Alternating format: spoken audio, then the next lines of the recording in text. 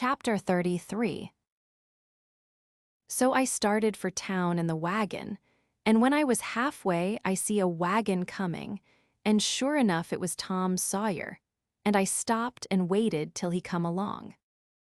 I says, "Hold on," and it stopped alongside, and his mouth opened up like a trunk and stayed so, and he swallowed 2 or 3 times like a person that's got a dry throat, and then says, "I hain't ever done you no harm, you know that. So then, what you want to come back and haunt me for?" I says, "I hain't come back, I hain't been gone." When he heard my voice, it righted him up some, but he warn't quite satisfied yet. He says, "Don't you play nothing on me, because I wouldn't on you. Honest Injun now, you ain't a ghost." "Honest Injun, I ain't," I says.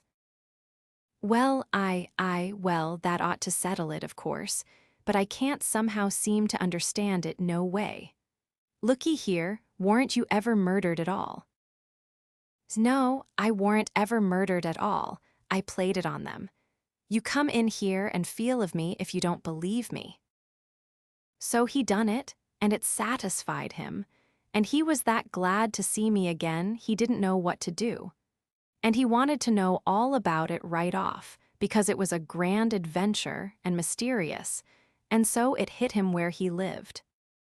But I said, leave it alone till by and by, and told his driver to wait, and we drove off a little piece, and I told him the kind of a fix I was in, and what did he reckon we better do? He said, let him alone a minute and don't disturb him. So he thought, and pretty soon he says, "It's all right, I've got it. Take my trunk in your wagon and let on its yourn, and you turn back and fool along slow so as to get to the house about the time you ought to. And I'll go towards town a piece and take a fresh start and get there a quarter or a half an hour after you, and you needn't let on to know me at first." I says, "All right, but wait a minute. There's one more thing, a thing that nobody don't know but me. And that is, there's a nigger here that I'm a-trying to steal out of slavery, and his name is Jim, old Miss Watson's Jim." He says, Why Jim is?" He stopped and went to studying. I says, "I know what you'll say. You'll say it's dirty, low-down business, but what if it is? I am low down, and I'm going to steal him, and I want you keep mum and not let on. Will you?" His eye lit up, and he says, "I'll help you steal him." Well, I let go all holts then, like I was shot. It was the most astonishing speech I ever heard, and I'm bound to say Tom Sawyer fell considerable in my estimation. Only I couldn't believe it. Tom Sawyer a nigger stealer. "Oh, shucks," I says, "you're joking." "I ain't joking either." "Well then," I says, "joking or no joking, if you hear anything said about a runaway nigger, don't forget to remember that you don't know nothing about him, and I don't know nothing about him." Then we took the trunk and put it in my wagon, and he drove off his way and I drove mine. But of course, I forgot all about driving slow on accounts of being glad and full of thinking, so I got home a heap too quick for that length of a trip. The old gentleman was at the door, and he says, "Why, this is wonderful. Whoever would have thought it was in that mare to do it? I wish we'd a timed her. And she hain't sweated a hair, not a hair. It's wonderful. Why, I wouldn't take $100 for that horse now. I wouldn't, honest. And yet I'd a sold her for 15 before and thought 'twas all she was worth." That's all he said. He was the innocentest, best old soul I ever see. But it warn't surprising, because he warn't only just a farmer, he was a preacher, too, and had a little one-horse log church down back of the plantation, which he built it himself at his own expense, for a church and schoolhouse, and never charged nothing for his preaching, and it was worth it, too. There was plenty other farmer preachers like that, and done the same way down south. In about half an hour Tom's wagon drove up to the front stile, and Aunt Sally she see it through the window, because it was only about 50 yards, and says, "Why, there's somebody come, I wonder who 'tis. Why, I do believe it's a stranger." "Jimmy, that's one of the children. Run and tell Lies to put on another plate for dinner." Everybody made a rush for the front door, because, of course, a stranger don't come every year, and so he lays over the yaller fever for interest when he does come. Tom was over the stile and starting for the house. The wagon was spinning up the road for the village, and we was all bunched in the front door. Tom had his store clothes on and an audience, and that was always nuts for Tom Sawyer. In them circumstances, it warn't no trouble to him to throw in an amount of style that was suitable. He warn't a boy to meeky along up that yard like a sheep. No, he come calm and important like the ram. When he got a front of us, he lifts his hat ever so gracious and dainty, like it was the lid of a box that had butterflies asleep in it, and he didn't want to disturb them, and says, "Mr. Archibald Nichols, I presume." "No, my boy," says the old gentleman. "I'm sorry to say your driver has deceived you. Nichols's place is down a matter of 3 mile more. Come in, come in." Tom he took a look back over his shoulder and says, "Too late, he's out of sight." "Yes, he's gone, my son, and you must come in and eat your dinner with us, and then we'll hitch up and take you down to Nichols's." "Oh, I can't make you so much trouble, I couldn't think of it. I'll walk, I don't mind the distance." "But we won't let you walk, it wouldn't be Southern hospitality to do it. Come right in." "Oh, do," says Aunt Sally. "It ain't a bit of trouble to us, not a bit in the world. You must stay. It's a long, dusty 3 mile, and we can't let you walk. And besides, I've already told 'em to put on another plate when I see you coming, so you mustn't disappoint us. Come right in and make yourself at home." So Tom he thanked them very hearty and handsome, and let himself be persuaded and come in. And when he was in, he said he was a stranger from Hicksville, Ohio, and his name was William Thompson, and he made another bow. Well, he run on, and on, and on, making up stuff about Hicksville and everybody in it he could invent, and I getting a little nervous, and wondering how this was going to help me out of my scrape. And at last, still talking along, he reached over and kissed Aunt Sally right on the mouth, and then settled back again in his chair comfortable and was going on talking. But she jumped up and wiped it off with the back of her hand and says, "You audacious puppy." He looked kind of hurt and says, "I'm surprised at you, ma'am." "You're Esserp, why, what do you reckon I am? I've a good notion to take and say, what do you mean by kissing me?" He looked kind of humble and says, "I didn't mean nothing, ma'am. I didn't mean no harm. I thought you'd like it." "Why, you born fool." She took up the spinning stick, and it looked like it was all she could do to keep from giving him a crack with it. "What made you think I'd like it?" "Well, I don't know, only they told me you would." "They told you I would? Whoever told you's another lunatic. I never heard the beat of it." "Who's they?" "Why, everybody. They all said so, ma'am." It was all she could do to hold in, and her eyes snapped, and her fingers worked like she wanted to scratch him, and she says, "Who everybody? Out with their names, or there'll be an idiot short." He got up and looked distressed, and fumbled his hat and says, "I'm sorry, and I weren't expecting it. They told me to. They all told me to." They all said kiss her and said she'd like it. They all said it, every one of them. But I'm sorry, ma'am, and I won't do it no more. I won't, honest. You won't you? Well, I reckon you wo. Nom, I'm honest about it. I won't ever do it again, till you ask me. Till I ask you. Well, I never see the beat of it in my born days. I lay you'll be the Methusalem numbskull of creation before ever I ask you, or the likes of you. Well, he says, it does surprise me so. I can't make it out somehow. They said you would, and I thought you would. But he stopped and looked around slow, like he wished he could run across a friendly eye somewheres, and fetched up on the old gentleman and says, Didn't you think she'd like me to kiss her, sir? Why no, well no, I believe I didn't. Then he looks on around the same way to me, and says, Tom, did you think Aunt Sally'd open out her arms and say, Sid Sawyer?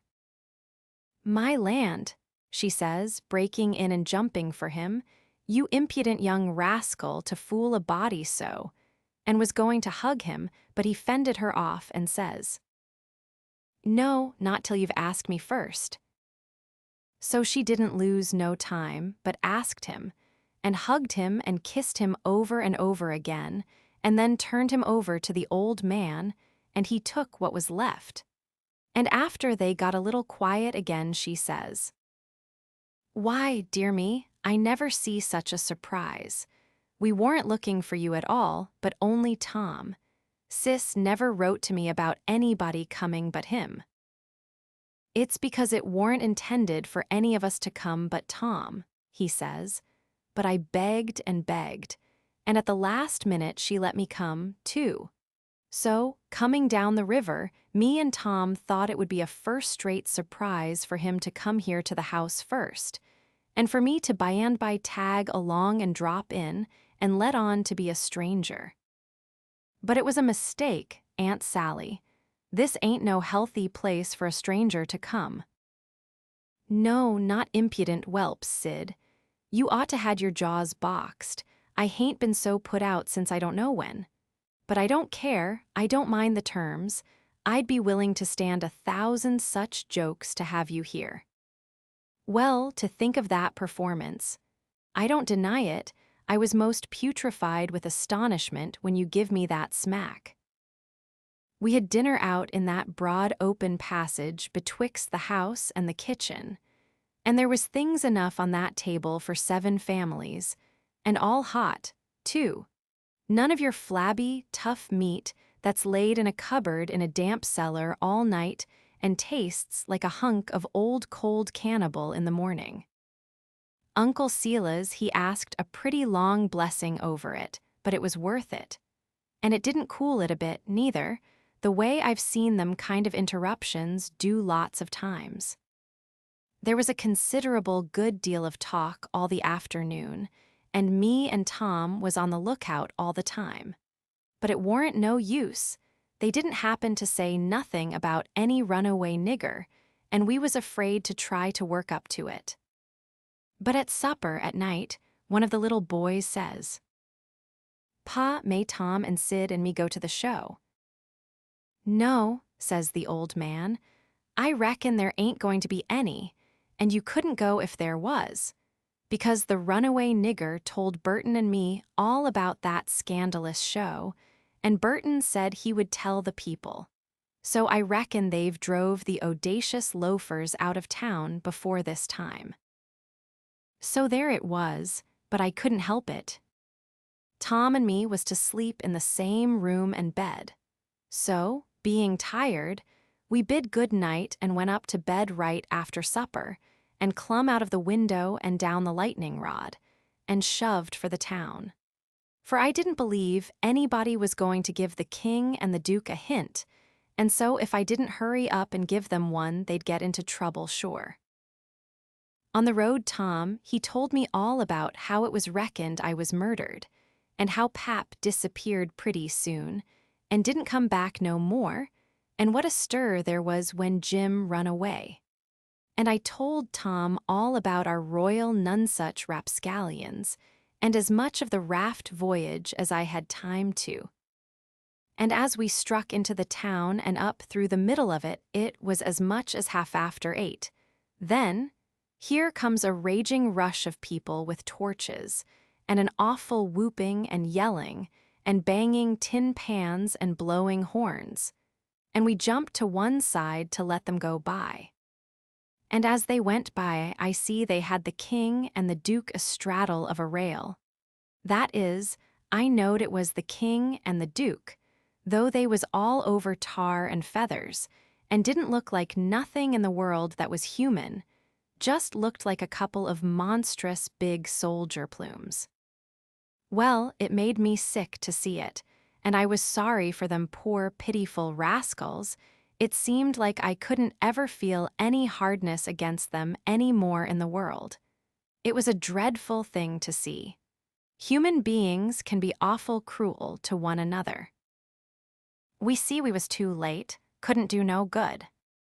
We asked some stragglers about it, and they said everybody went to the show looking very innocent, and laid low and kept dark till the poor old king was in the middle of his cavortings on the stage. Then somebody give a signal, and the house rose up and went for them. So we poked along back home, and I weren't feeling so brash as I was before, but kind of ornery and humble and to blame somehow, though I hadn't done nothing. But that's always the way. It don't make no difference whether you do right or wrong. A person's conscience ain't got no sense and just goes for him anyway. If I had a yaller dog that didn't know no more than a person's conscience does, I would piss in him. It takes up more room than all the rest of a person's insides, and yet ain't no good nohow. Tom Sawyer, he says the same. Chapter 34. We stopped talking and got to thinking. By and by Tom says, "Looky here, Huck, what fools we are to not think of it before. I bet I know where Jim is." "No, where?" "In that hut down by the ash hopper. Why, looky here. When we was at dinner, didn't you see a nigger man go in there with some victuals?" "Yes." "What did you think the victuals was for?" "For a dog." "So'd I well, it wasn't for a dog." "Why?" "Because part of it was watermelon." "So it was, I noticed it. Well, it does beat all that I never thought about a dog not eating watermelon. It shows how a body can see and don't see at the same time." "Well, the nigger unlocked the padlock when he went in, and he locked it again when he came out. He fetched Uncle a key about the time we got up from table. Same key, I bet. Watermelon shows man, lock shows prisoner, and it ain't likely there's two prisoners on such a little plantation, and where the people's all so kind and good. Jim's the prisoner. All right, I'm glad we found it out detective fashion. I wouldn't give shucks for any other way. Now you work your mind and study out a plan to steal Jim, and I will study out one too, and we'll take the one we like the best." What a head for just a boy to have. If I had Tom Sawyer's head, I wouldn't trade it off to be a duke, nor mate of a steamboat, nor clown in a circus, nor nothing I can think of. I went to thinking out a plan, but only just to be doing something. I knowed very well where the right plan was going to come from. Pretty soon Tom says, "Ready?" "Yes," I says. "All right, bring it out." "My plan is this," I says. "We can easy find out if it's Jim in there. Then get up my canoe tomorrow night and fetch my raft over from the island. Then the first dark night that comes steal the key out of the old man's breeches after he goes to bed, and shove off down the river on the raft with Jim, hiding daytimes and running nights, the way me and Jim used to do before. Wouldn't that plan work? Work? Why, certainly it would work like rats a-fighting. But it's too blame simple, there ain't nothing to it. What's the good of a plan that ain't no more trouble than that? It's as mild as goose milk. Why, Huck, it wouldn't make no more talk than breaking into a soap factory. I never said nothing, because I warn't expecting nothing different. But I knowed mighty well that whenever he got his plan ready, it wouldn't have none of them objections to it. And it didn't. He told me what it was, and I see in a minute it was worth 15 of mine for style, and would make Jim just as free a man as mine would, and maybe get us all killed besides. So I was satisfied, and said we would waltz in on it. I needn't tell what it was here, because I knowed it wouldn't stay the way it was. I knowed he would be changing it around every which way as we went along, and heaving in new bullinesses wherever he got a chance. And that is what he done. Well, one thing was dead sure, and that was that Tom Sawyer was in earnest, and was actually going to help steal that nigger out of slavery. That was the thing that was too many for me. Here was a boy that was respectable and well brung up, and had a character to lose and folks at home that had characters, and he was bright and not leather-headed, and knowing and not ignorant, and not mean but kind. And yet here he was, without any more pride or rightness or feeling than to stoop to this business and make himself a shame, and his family a shame before everybody. I couldn't understand it no way at all. It was outrageous, and I knowed I ought to just up and tell him so, and so be his true friend, and let him quit the thing right where he was and save himself. And I did start to tell him, but he shut me up and says, "Don't you reckon I know what I'm about? Don't I generally know what I'm about?" "Yes." "Didn't I say I was going to help steal the nigger?" "Yes." "Well then." That's all he said, and that's all I said. It warn't no use to say any more, because when he said he'd do a thing, he always done it. But I couldn't make out how he was willing to go into this thing, so I just let it go and never bothered no more about it. If he was bound to have it so, I couldn't help it. When we got home, the house was all dark and still, so we went on down to the hut by the ash hopper for to examine it. We went through the yard so as to see what the hounds would do. They knowed us, and didn't make no more noise than country dogs is always doing when anything comes by in the night. When we got to the cabin, we took a look at the front and the two sides, and on the side I warn't acquainted with, which was the north side, we found a square window hole, up tolerable high, with just one stout board nailed across it. I says, "Here's the ticket. This hole's big enough for Jim to get through if we wrench off the board." Tom says, "It's as simple as tit-tat-toe, 3 in a row, and as easy as playing hooky. I should hope we can find a way that's a little more complicated than that, Huck Finn." "Well then," I says, "how'll it do to saw him out, the way I done before I was murdered that time?" "That's more like," he says. "It's real mysterious and troublesome and good," he says, "but I bet we can find a way that's twice as long. There ain't no hurry, Liz, keep on looking around." Betwixt the hut and the fence on the back side was a lean-to that joined the hut at the eaves and was made out of plank. It was as long as the hut, but narrow, only about 6 foot wide. The door to it was at the south end and was padlocked. Tom, he went to the soap kettle and searched around, and fetched back the iron thing they lift the lid with. So he took it and prized out one of the staples. The chain fell down, and we opened the door and went in and shut it and struck a match. And see, the shed was only built against a cabin and hadn't no connection with it. and there warn't no floor to the shed, nor nothing in it but some old rusty played-out hose and spades and picks and a crippled plow. The match went out, and so did we, and shoved in the staple again, and the door was locked as good as ever. Tom was joyful. He says, "Now we're all right, we'll dig him out. It'll take about a week." Then we started for the house, and I went in the back door.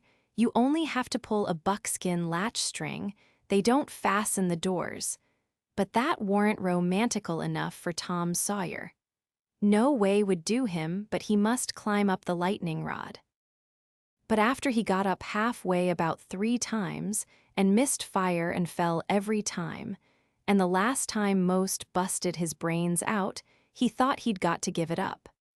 But after he was rested, he allowed he would give her one more turn for luck, and this time he made the trip.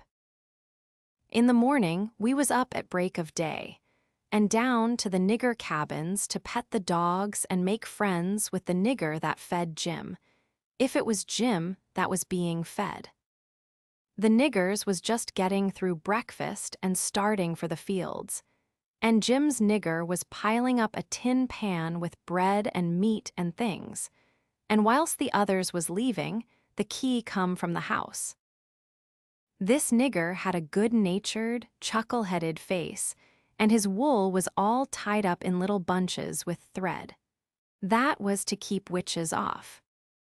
He said the witches was pestering him awful these nights, and making him see all kinds of strange things, and hear all kinds of strange words and noises, and he didn't believe he was ever witched so long before in his life.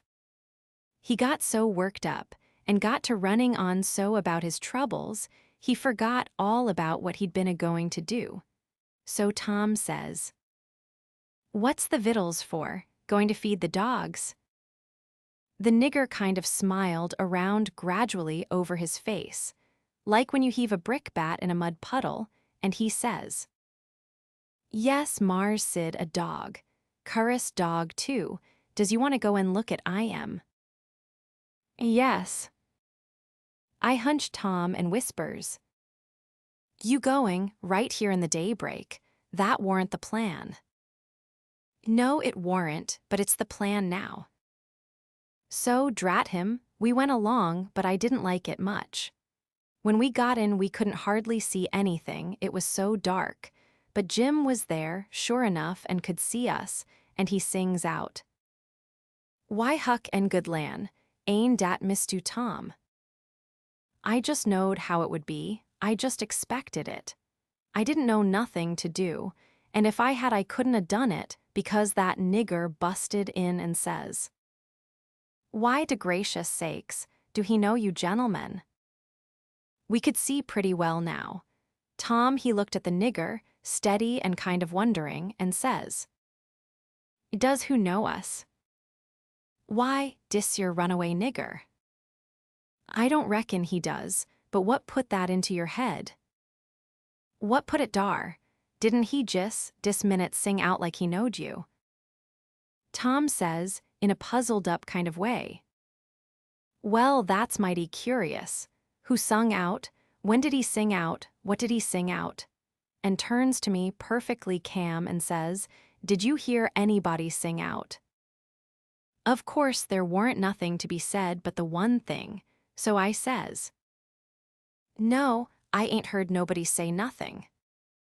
Then he turns to Jim, and looks him over like he never see him before, and says, "Did you sing out?"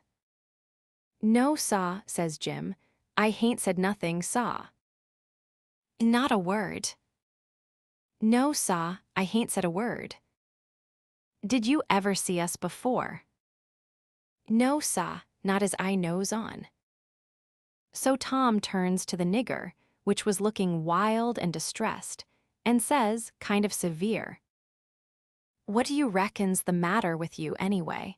What made you think somebody sung out?" "Oh, it's de dad blame witches, saw, and I wished I was dead, I do. Dey's allus at it, saw, and dey do mos kill me, dey sk ires me so." Please to don't tell nobody 'bout it, saw, or ol' Mars Seela's he'll scole me. Case he say dey ain't no witches. I jes' wish to goodness he was he now, den what would he say? I jes' bet he couldn't find no way to get around it dis time. But it's allus jes' so. People dat sot stays sot. Dey won't look into nothin' and find it out effer deyselves, and when you find it out and tell 'em 'bout it, dey don't believe you.